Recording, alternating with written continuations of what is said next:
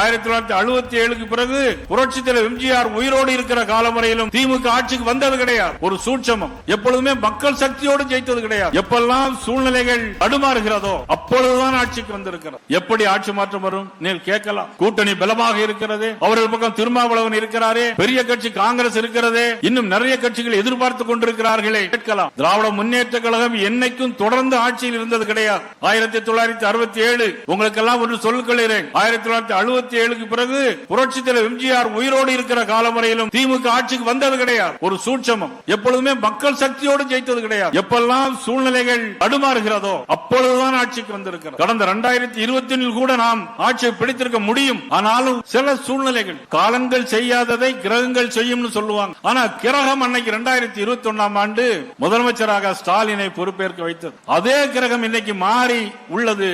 மீண்டும் தேசிய ஜனநாயக ஆட்சி தமிழகத்தில் வந்தே தீரும் என்பதற்கான அடையாளமான கூட்டம் தான் இந்த கூட்டம். நீங்கள் கேட்கலாம், நாம் தனியாக நின்றாலே வெற்றி பெறலாம். நமக்கு தனியாக நிற்பது என்பது வேறு விஷயம். ஆனால் நமக்கு இருக்கக்கூடிய எண்ணம் எல்லாம் திராவிட முன்னேற்ற கழகத்தை தமிழ்நாட்டிலிருந்து வேரோடும் வேரடி மண்ணோடும் இந்த நாட்டிலிருந்து அகற்றப்பட வேண்டும் என்பதற்காகத்தான் உருவாக்கப்பட்ட கூட்டணி. இது நயினார் நாகேந்திரனோ அல்லது நமது பொறுப்பாளர்கள் ஏற்படுத்தப்பட்ட கூட்டணி கிடையாது. இந்த கூட்டணியை நமது பாரத பிரதமர் நரேந்திர மோடி அவர்களால் உருவாக்கப்பட்ட அற்புதமான ஒரு கூட்டணி. மாண்பு உள்துறை அமைச்சர் அவர்களால் உருவாக்கப்பட்ட கூட்டணி. இந்த கூட்டணியோடு நாம் வெற்றி பெற்றாக வேண்டும். இன்னும் சில பேர்கள் கேட்கிறார்கள், புதியவர்கள் கட்சி ஆரம்பிக்கிறார்களே, அண்ணா திமுக ஒவ்வொருவர் அங்கு போய் கொண்டிருக்கிறார்களே.